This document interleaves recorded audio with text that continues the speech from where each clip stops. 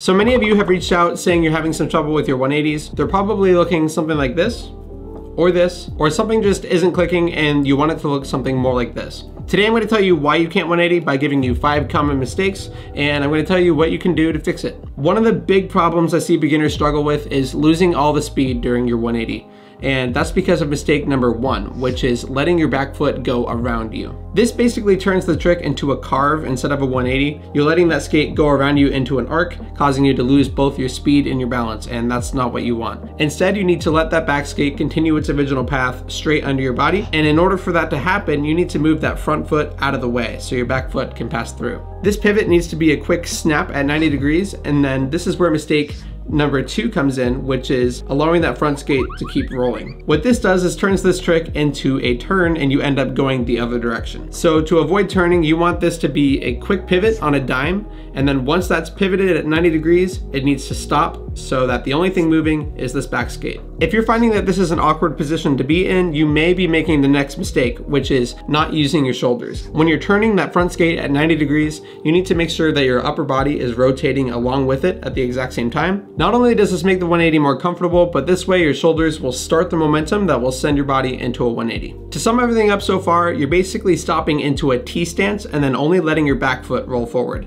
And at this point, it might be tempting to make the next mistake, which is snapping too soon. This could be another reason your 180s are slowing you down or just throwing your balance off in general. No matter how tempting it is to break away from this T pose, your feet need to be exactly at 90 degrees through the duration of this whole 180, all the way until you reach what would be shoulder width apart in the switch stance, so that when you finally do make your snap, your skates are right where they need to be in the switch position. Holding this T-pose all the way should be a whole lot easier if you use the tip from earlier, which is rotating your shoulders at the beginning. So all of those tips are great, but they're not going to do you any good if you don't focus on the next mistake, which is improper weight distribution. So you've rotated the front skate, opened up your shoulders, brought the back skate forward, but you may have noticed by now that your weight is being thrown off, and that's because you're not following those skates with your upper body. So when you're riding your skates normally, you probably know that your weight should be directly in between your skates at all times, and with the 180, it is really no different.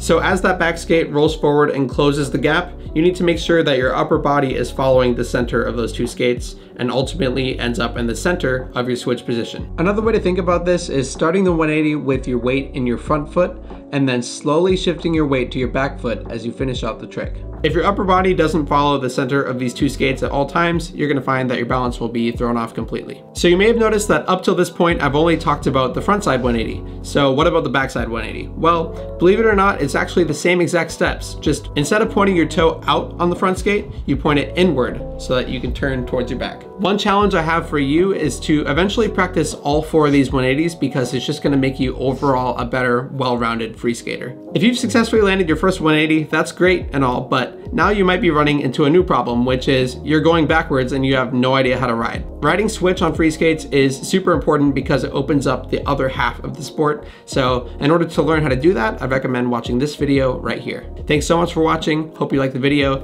and roll with us.